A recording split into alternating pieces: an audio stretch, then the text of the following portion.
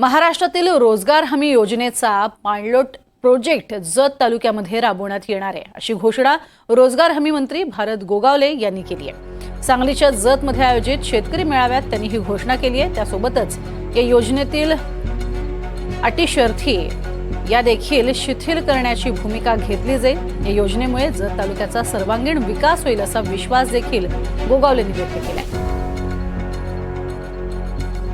जर पाहायला गेलं आमचा प्रत्येक एक माणूस मुंबईला गेला। पडळकर मगाशी जे आपण सांगितलं ना की आता दोन म्हातारे राहिलेत तशी आमची पण स्थिती झाली। कारण नवीन मुलं मुली गावामध्ये राहायला मागत नाही।